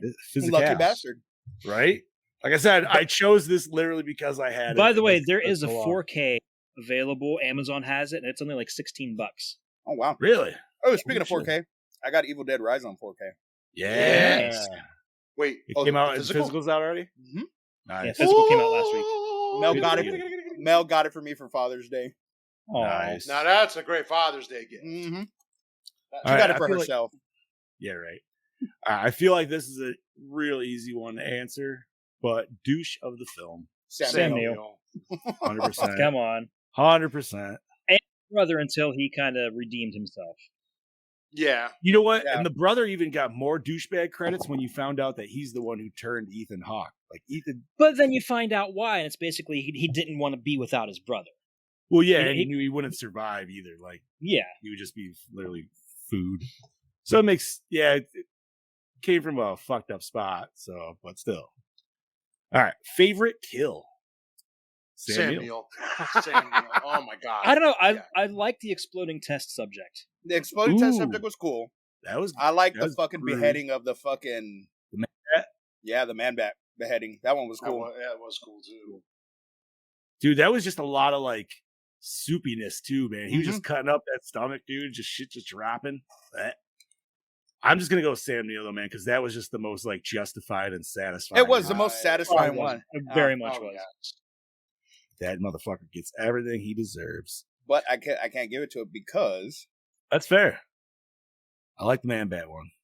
Best scene. the Sam Neill kill leading into the feeding frenzy. See, I'm just going full feeding frenzy for me. Yeah. I feel like But that's the kill, but Sam Neill's kill was the beginning of the feeding frenzy. I like that, but actually, my favorite scene is kind of a toss up between the reveal, the first time you see the feral vampire, Okay. In the apartment. and the tiny little riot at the coffee stand. That's the Oh, first. you know what? I That is a do good really scene. like that. I That was a really good one. like that. Because that's when you see tensions of like you've already gotten introduced to these people once and they were living happy and nice at the beginning of the movie. Now we're And now halfway you're seeing through the start of how bad it's about to get. yeah, no, I Um, you know what that's a good one too. I would have to say my favorite scene is when they're testing Ethan Hawke, where he's testing to see if that cure is actually going to work. Yeah, they did the good rule of threes, like you know what I mean, like third Yeah. time's always a fucking charm. Got to do Yeah. that. Man, there's a lot of good little like. I do like that apartment scene with the first man bat though. That's That's a good one. Fucking- It's a solid pick. because it's a good jump scare when he first pops out of the dark there. Yeah, it just was. looking nasty. Yeah, and my thought was like, I thought he was like keeping it captive, like to test the serum on or whatever. Like, is he keeping that? Is it somebody he knows? Is it somebody? right. Was he keeping Nope. it there? No, it That broke fucker in. just broke in. Yeah. Which also, what's her name did. So apparently, Ethan Hawke's security just sucks His security ass. sucks Yeah. ass. Well, they even Needs to fire told him he that needed to security company. They even told him he needed to upgrade his security after that. That is true. Oh man. Yeah, no wrong answers on that question for sure, because there's a lot of good ones. I even like Sam Neill talking like when he's doing his little businessman spiel with Ethan Hawke and like trying to like sell him on the pitch. Because you're just like, oh man, dude, like you feel the sleaze like that. Yeah, you really can. All right. Worst moment or scene. The stupid CGI that we see in the beginning of the movie, the girl burning. I don't like it. I feel that was not a great way to start with terrible CGI. Sorry if my That's dog's fair. barking. Oh yeah, I heard him a little bit. He's like right outside the damn bedroom door because he sits there and waits for me to get done. I'll say the end, the drive away, because I mean we didn't need it. Yeah, I'm gonna agree with that because Okay, true. finding out that it was tacked on just because the audience wanted it, Yeah. and then it's like you don't even need that really. Trying to think if there's just any scene that I was just like, eh. You know what? It's not necessarily worst scene, but I'm just gonna throw it in here because it's a scene that I have to laugh at, and it's when fucking William Dafoe 180 grinds the Chrysler 300 across the fucking rails on the bridge. Oh And then So we go into a Tony Hawk mode and then breaks that. But then the Hummer behind that, it would have been cool had they just left the Hummer with the stab through and all the blood coming out. but for some reason it had to explode. Why the fuck did it have to explode? This is a very good question. This is not a cartoon. What the fuck is going on? Like, is it because the vampires like hit sunlight and they exploded too? Like, what? That's got to be the only explanation. That's the best explanation you're gonna get. Right, and I know that's reaching, but it's the only thing I could possibly come up with. I'm like, why the fuck else would that explode when it was stabbed through the windows? Like, Jed and I laughed so fucking hard when that happened. I was like, that's like some cartoon shit of like the horse and the buggy going off the fucking ravine, waiting there a second, and then being like, fucking. Like in Family Guy. Yeah, like any of that shit, dude. It was a fucking O'Doyle rules situation. Doyle rules. God. All right. Did the opening scene hook you in? Yeah, it was so sad. That poor little vampire Yes. was Yeah. killing herself. We didn't know who that was, though, right? Like, she was just No, some we random didn't. girl, like, It was just some writing random girl. writing her suicide note, and then, yeah, that was pretty fucked. But that was solid. I mean, like, because you're just like, okay, vampire killed herself. What's going on here? And then, yeah, all right. That's what's going on. She's self-hating. No. Let's see. We have most attractive character. Sam Neill's daughter. She was cute. I mean, Ethan Hawke's And obviously a handsome man. So she was in Transformers: Revenge of the Fallen. She was that Decepticon chick. She was the That really cute Terminatrix? Yep. Oh, okay. I like the main girl that we see. What's Audrey? Is it Audrey? No, I can't remember. Yeah, Audrey. Yeah, I'll go with her. I mean, And we didn't get The you know, girl, actually, you know what? the girl at the coffee shop was rather cute too. Boom. That's exactly what I was going. gonna say, yeah, you're. She had like that '50s cute waitress look. You know something? I'm With the hair changing going. mine to that. You are absolutely right. Yeah. Holy shit. No, I dig that aesthetic. For sure. I gotta say, man, like, I think Scoops fell asleep there. no, No, he's on his phone. I'm texting right now. Sorry, guys. No, you're good. I Your think eyes were looking down. You literally looked like you were asleep to me. He's like, I mean, dude, Oh, I guys, love well, William Scoops. Dafoe, and he always steals the show. I am a It's like grandpa, Ethan Hawke. so you know. That's true. That is true. I forgot you're a grandpa. Alrighty. You're a grandpappy. So did the score set the mood? yeah. I guess. honestly do not remember the score at all. It's not memorable, but it's not awful. I feel like it's just kind of like some futuristic tempo shit to keep it going with that vibe. So it works. I mean, I never felt like I was distracted by it or anything. So, or it didn't feel like it was ever out of place. Right. So, okay. Best song? I don't know if we ever had one. I don't think Willem we Dafoe saying the Burning Love. Burning Love. So yeah, Elvis at that time. There you go. Okay. Fucking A. Favorite character? Elvis. Willem Elvis. Dafoe. Come on. William Dafoe. He was great. I'm actually going with Ethan Hawke. We're the guys with the crossbows. All right. Good choice as well. You know, another was a good scene was when his old lab partner came in and fucked him over. I like that scene a lot. That was cool because, like, Yeah, you knew that- it was kind of gonna happen, but you weren't necessarily sure. Did they show his lab assistant before that? A few times, yeah, they showed it in Like- the beginning. I don't remember seeing it in the beginning. I just remember him saying, you know, oh, there's somebody else that can make the cure or whatever. And it showed him just out of the blue. And I thought it was, No, they showed him in the beginning before they even went to the trials, and then he was the one in the trial that he was yelling at to Rush to get him that stuff to put in the IV when he was freaking all out. right, all right. So no, he was there. Like he was there for a couple scenes to pad that up going into that. I got you. What are we on, boys? Was it scary? Had a couple jump scares, Had but jump scares in it, but it wasn't really like scary. Yeah, yeah. Once again, Okay. dystopian sci-fi is Wow. kind of where I'm leaning on towards it. So Yeah. absolutely. in the bigger picture of existentialism, sure. Yeah. Yes. If you want to parallel it to like the way society is right now and replace vampires and humans with vaccinated and unvaccinated, then yeah, it's pretty scary. Any of it, dude. Just fucking money versus no money. Like, you know what I could mean? literally dude? be Like, anything. well, how bad people at the bottom are going to get fucked versus people at the top who are still like, yo, man, I Well, can still it's- afford this shit, so fuck yeah. Well, yeah, it's kind of like that movie in Society, the Society movie, which I think we have on our list. It's on our list, Bobby. You If picked it. Bob wasn't going to put it on there, I was going to put it on there. So That's it's true. okay. Yeah. I've never 'Cause seen it. I've never seen it, and it's always one I've wanted. Oh, to. yeah. Okay, just wait. Does this hold up today? I would say damn well. I Yeah. think a lot more now Very with much everything so. that we've gone through. Okay. So that's a solid fucking 8 thumbs up. How is the acting, boys? Top really good. fucking I notch. mean, Top dude. notch. Really good. You get Not a bad A-list performance. acting in a fucking B movie. I mean, what more can you What ask more for? could you want? Cinematography. I feel like Brody said what he like. Pretty much everything looked good.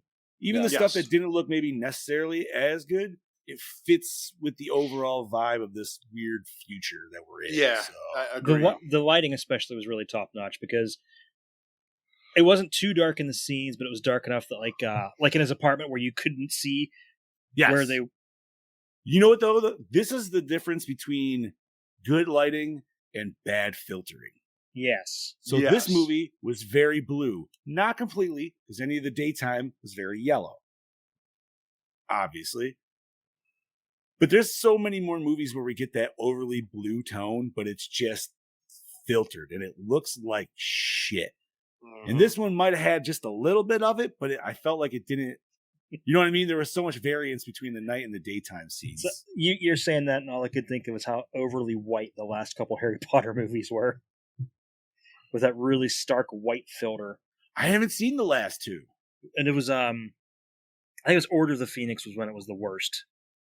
The one that I hated was I don't even remember, dude. It was so dark and so like bluish green. I'm like, I can't see shit. This is stupid. And it was just talking like nothing happened. I think Servius died, maybe. No. Who's his uncle? What's Serious. the fucking Well, Serious? Yeah. Serious black.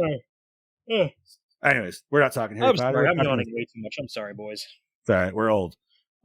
Did we enjoy the premise? Oh yeah, love Yeah. it. Yeah, it was fucking great. Definitely.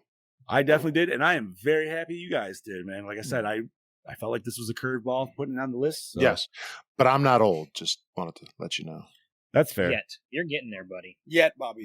This is your future. Was the climax satisfying? Yes. Yes, definitely. Dude, if we're talking that lobby scene of being the climax That- of like Samuel yeah. dying and everybody just get fuck yeah, bro, because that scene was juicy. Very. It was juicy and so bad, like in the worst way, but the best way. The cleanup crew was going to be pissed the next day. Oh, they were How going were to you- walk in now- and be like, fuck. Now, were you boys doing the same thing I was doing? As like you first saw this and you knew exactly how it was going to go down? Were you trying to figure like how many dudes are going to end up at the end that are just going to be alive?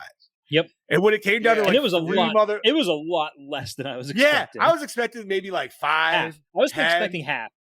There was 3. There was like 50 That's- yeah. motherfuckers there.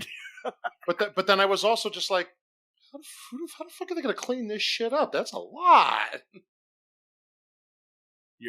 You're not. Set They're fire just, to we're it. just going to close this building off. Yeah. You know Yeah, what? just- Burn just it down. Burn I it, was about to burn say, it just burn down. it down. All right. So let's recycle, rewind, remake, or reboot. I'm going to rewind but this, give me and a I'm all, miniseries. yeah. I want a reboot. I want a prequel. I want Yeah. this fleshed out. Yes. Rewind and reboot. I don't even know if that would be a reboot, honestly, at that point, right? If it's I just don't- prequel in it?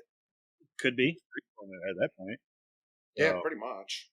But if you prequel it, that gives you license to continue oh, the absolutely. after story. So Yeah. Like I said, man, you still got 10, 11 years of bullshit you could play with up Yeah. until this movie.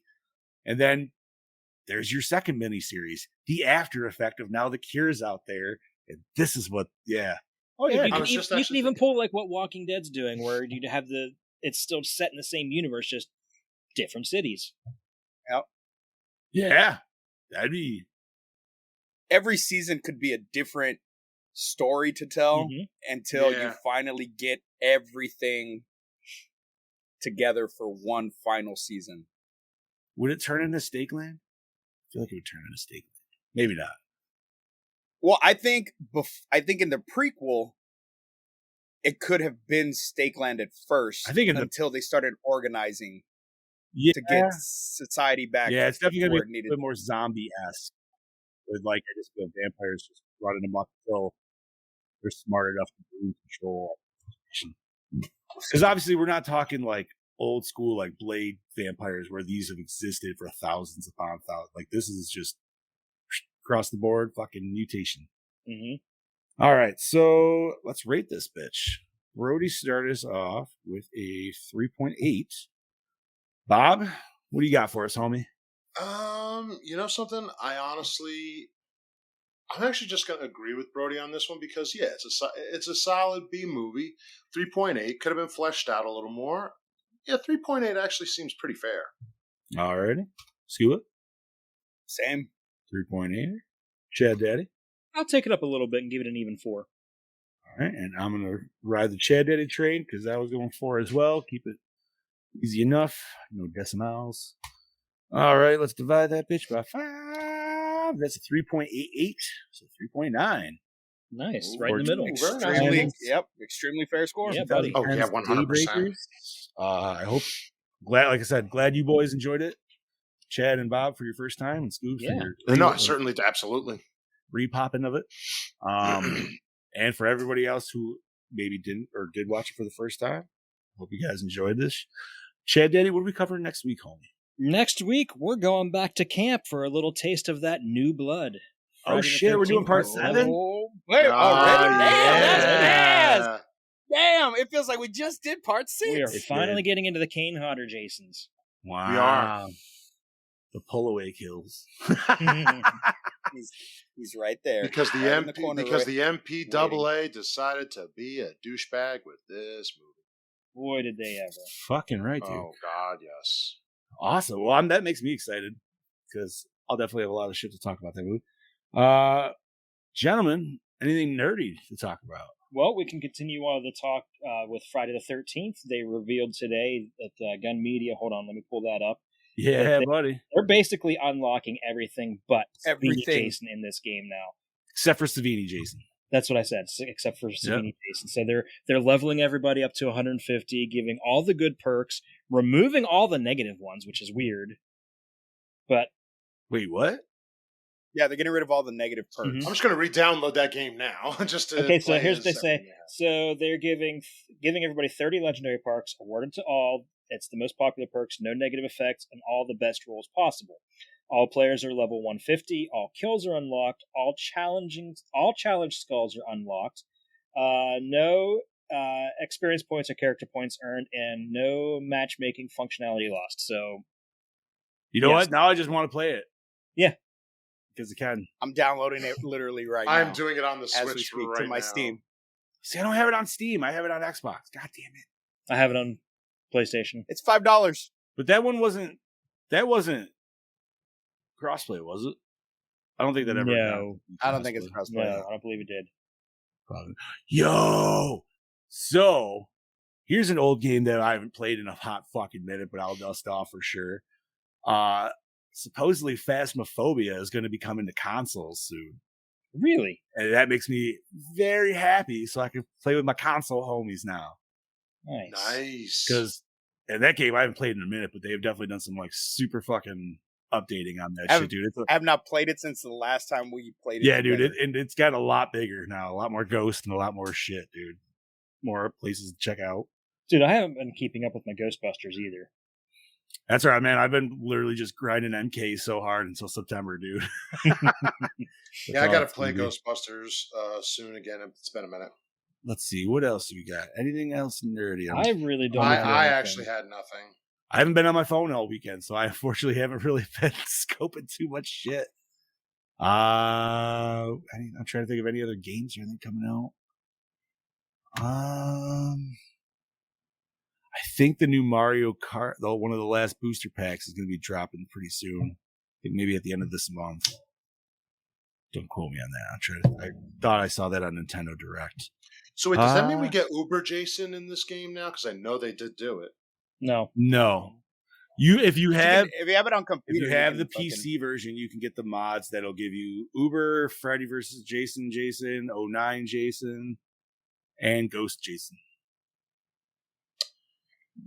God damn it. So, Thank you, Steam. Yeah, right. Let's see. All right. Well, I guess if that's it, boys. Yeah, that's all I got. This time. We'll fucking cap her off. So next week, fucking going back to the woods, back to the cabins. Friday 13th, part 7. This is one of our leaner episodes in a long time. We're sitting at an hour and 40 minutes. It's okay. Yeah. It's okay. Next week's going to be 2.5 hours, dude. Well, you know what? Remember when they used to be shorter? Yeah, they used to be 45 minutes. So, you know, whatever, dude. Yeah, but if you think about it, before we even get to discussion, though, we have like 30 minutes of shit before we even get to our actual like general discussion. This is true. We do. Yep. You know, if we want to get rid of that, we can. I like And that's because we cut out the fucking trailers and shit, too. Yeah. But that's a good 3 No, minutes. I like our slice of life. I like keeping it. No, we do Yeah, just fuck yeah. Yeah. Yeah, I wish I had more nerdy shit, but unfortunately I don't. Oh, you know what? This isn't anything confirmed. This is just Big Johnny D's hot takes. So I've been following everybody on Instagram for the new MK movie. And I've been keeping up with Brody on this shit. So the dude who's playing Shao Kahn has been posting shit like a motherfucker, dude. Like, really? Is super excited about this role. Like, he is just like, and he's like the one that posts the most. And I'm like, that makes me really happy that he's that excited to be playing the villain of this movie. That Right. He may not even be the main villain. He may just be like a background villain set up to be the main villain in the next nope. I'm calling this is going to be tournament. And we're going to get fucking Shang Tsung's death at the end because Liu Kang is looking swole as fuck now. Yeah, well, when you sent that picture, Bro. I don't think I ever... Dude, yes. He put some muscle on. He got jacked. And I'm like, yo, man, he looks like straight up like Robin Shaw built. Fucking maybe even more actually built. I think we're gonna get Khan in this one because he's put up a lot of productions where he took a picture with the dude who's playing King Jared, and then he took a picture with the chick who's playing Katana. So I think we're gonna get some like prequel stuff, and we'll get like Shao Kahn killing off Jared and all this other shit. You know what I mean? But we won't actually get him fighting until the next one. Right. That's what I'm hoping for. That's what I'm guessing or hoping for. So like we'll get Shang Tsung get killed in this one, obviously getting redemption for fucking Kung Lao in the first one, all that good shebang. Everybody has posted shit, even Joe Solemn, who played Sub-Zero, right? Like everybody's posted stuff from the thing, except the dude who's played Cole Young has not posted shit about anything yet. Carl Urban hasn't really, but he posted, if you look like 5 weeks ago, he posted his new haircut. So it was like, that was already like the nod to like, oh, okay, that's what we're going with. And he like, I think he shaved his beard. Like that was like a big reveal. But I don't know, man. I'm hoping they kill off Cole. I think maybe they just, they haven't done anything with him and everybody else has been at production so far. He's completely story. Yeah. Either that or just completely sidelined. I'm like, you can keep him there, but you know, just like, meh. Go to the back. Just kill him off. Just get rid of It's him. Mortal Kombat, dude. Somebody's got to die. Everybody's got to die.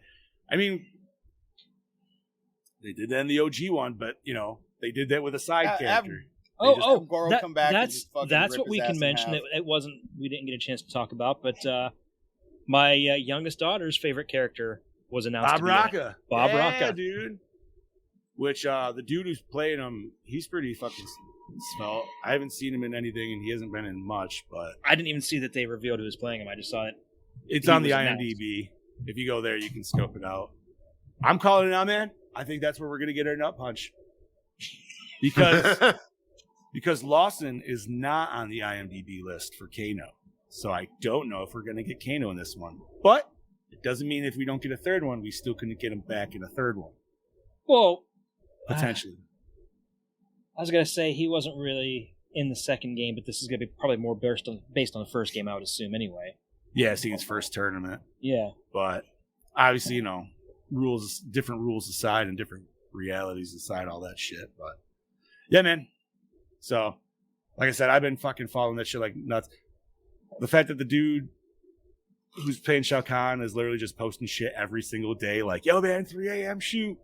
And I'm just like, dude, I'm so glad this dude's excited about it because he's like a little kid at Christmas. This is great. that really makes me happy to be like, yeah, he's happy to be making something good. Why did Bob just suddenly get really loud there? I don't know. Wow. I think it's also picking up the AC. So I think it was. Sorry, it started getting warm in here. I had to turn it on. Oh, you're fine, bud. Yeah. You're fine. We're at the end It's anyway. the noise So. suppression. It happens. Yep. So yeah, I think that's all I have to fucking say, dude. Yeah, I don't have much either. That's All right. Part 7 next week. I'm excited. Get your fucking popcorn. Get your fucking psychic shit going. You know what? Versus Tina. I'm very interested to see who hottest character is gonna take. That's gonna be a tough one. Not really. Yeah, I think so. I think there's a lot of cuties in 7. There is. Because I mean, yes, dude. There's always the redhead with her titties, and she's always top notch. And like, I would never. But then there's also the cute nerdy girl, man. And honestly, like, she's yummy as fuck too. It's not bad. You know what she reminded me of a live action Irma from fucking Teenage Mutant Ninja Turtles, and that's why I was about it. Yeah. Dude, Fuck That's yeah. why I was about that shit, dude. I was like, Alrighty. Well, everybody, you guys enjoy your weeks. We'll do our shout outs here. Bob, you want to start us off? This is your Killing Me Shabab Me Moon saying we'll see you next week for Friday the 13th, Part 7. And also, happy 4th of July. Be safe and blow shit up. Yeah. This is your host for the Ghost Prince of Paranormal, the Duke of the Dead, Lord Scoopacabra, saying happy 4th of July. See you next week. This is your Dark Wood of Knowledge, your Chad Daddy saying, don't forget to leave out milk and cookies for Captain America tonight. Happy birthday, America. Is it Captain America or is it Randy Savage? Because I would rather have Randy Savage.